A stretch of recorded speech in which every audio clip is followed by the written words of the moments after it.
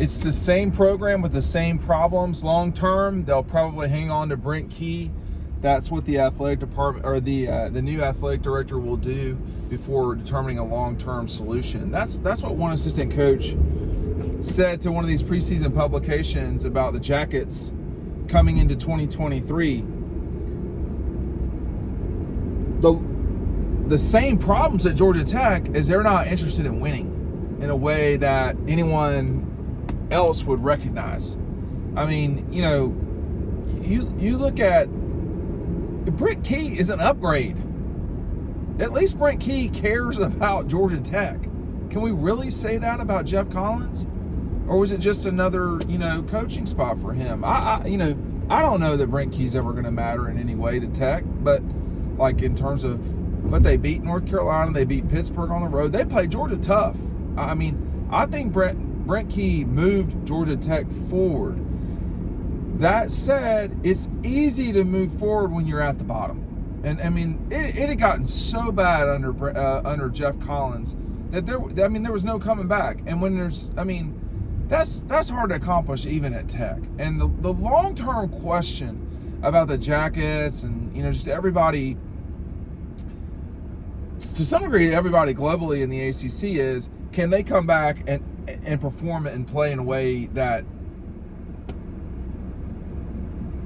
they're relevant on the national scene? I mean, Georgia Tech, probably not.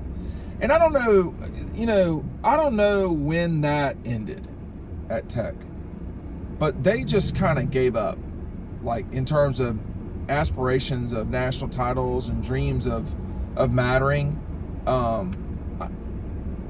I can't pinpoint the time at which that happened, but it's been a while since Tech has really mattered in any way, in any sport. It's not like there's some elite baseball program or, what they're doing in basketball matter. I mean, they are irrelevant in basketball. They're completely irrelevant.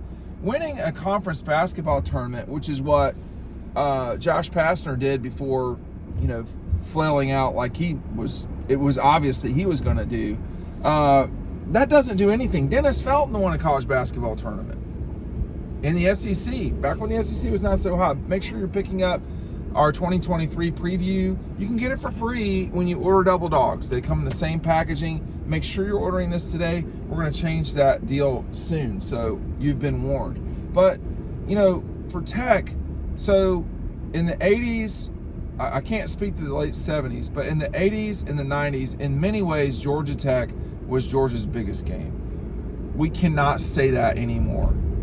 The two schools will always play each other in sports, but that game, Mark Richt ended Georgia Tech.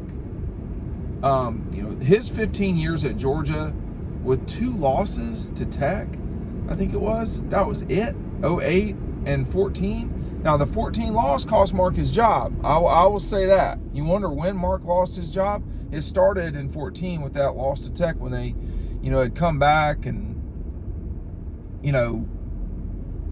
lost a game that they should have won. But that's when that started. But Tech just slowly wilted away all along the way. And I can't remember any given moment that it happened. I mean, there's no reason that Georgia Tech can't have success approaching, not the same, but approaching what Clemson has. I mean, there's nothing Clemson's doing that Georgia Tech couldn't do. You just go out and recruit. I don't want to hear about this academics.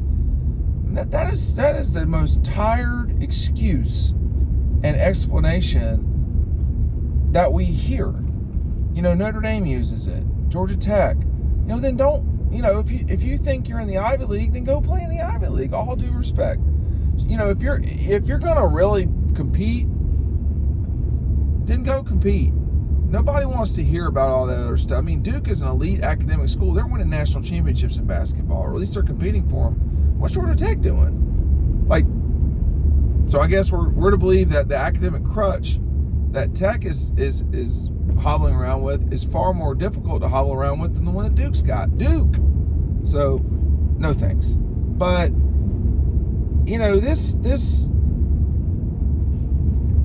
Brent Key will incorporate, and will make sure those guys are working. Can they compete at the level at which Georgia can? There's very few programs that can do that. I mean, Tech is not in that universe. The way that they fought, the way that they played in Athens, that's a lot. That's all you can ask for.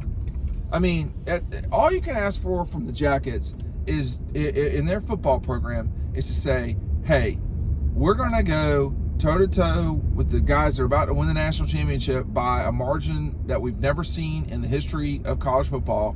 We're going to compete with a team that's one of 3 that's ever gone 15-0, and they did it in the SEC. That's what we're going to do. We're going to go compete. We're not promising wins. I think knowing the people at Tech that I know, they would be cool with that. They would say they would say we're competing. They hadn't always had that. That's the difference at Georgia Tech right now, is they're not even bothering to compete.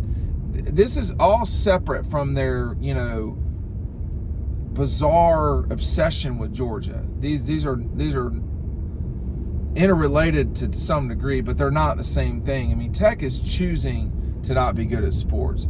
And people say, well, their alumni base has changed. And all. Everybody, I mean, they got outflanked by the Dogs like decades ago. And you wonder,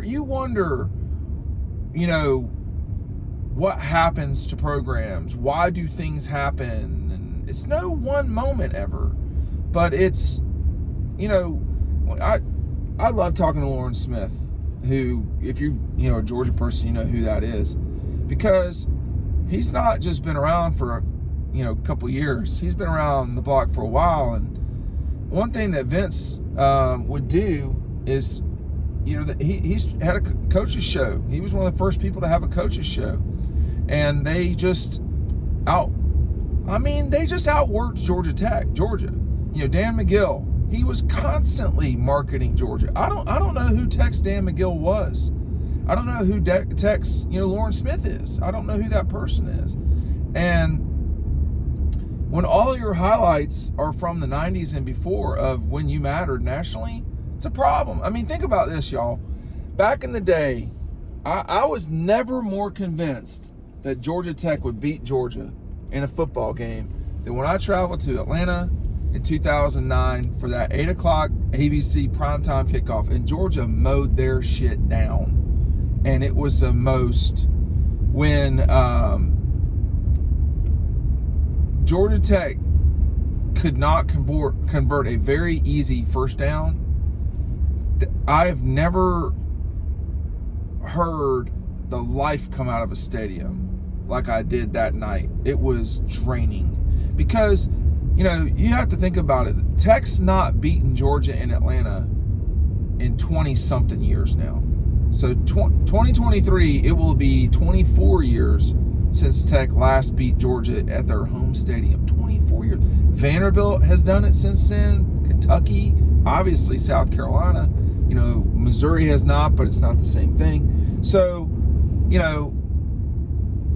the last time Georgia lost to Clemson was in Clemson in 2013. I mean, you should win at home. Some, they just, it didn't happen. And so that was a crushing blow to that program. It looked like Paul Johnson had gotten their quirky thing going, and it was going to be a success. And, they had just shocked Georgia in 08. In Matthew's last game in Sanford, but they couldn't follow it up. And it's just been years and years and years, and they're just not serious. I mean, this is a program decades ago that was bitter rivals with Alabama and Auburn, and obviously Georgia, and they were a power, and they let it all slip away. Now, that's not all because their student population is international, is whatever code word that is. That's not what it is. Tech has chosen this. They've chosen to not be good. Stanford is just as, elite a school and has just as elite, a broad spectrum of kids at their school as Tech does. You look at Duke. It's not about that. No, that's an excuse. That's what children say when they don't get their way. Tech has chosen to lose. They kept Paul Hewitt on for far too long. They made disastrous decisions with coaching. They have had bad coaches, period. Josh Pastner and Jeff Collins might have been the 1-2 punch for the worst combination of coaches maybe in that league. So nobody feels sorry or bad for Georgia Tech. But this might not get a lot better. I do think Brent Key will help the Jackets, but we'll see.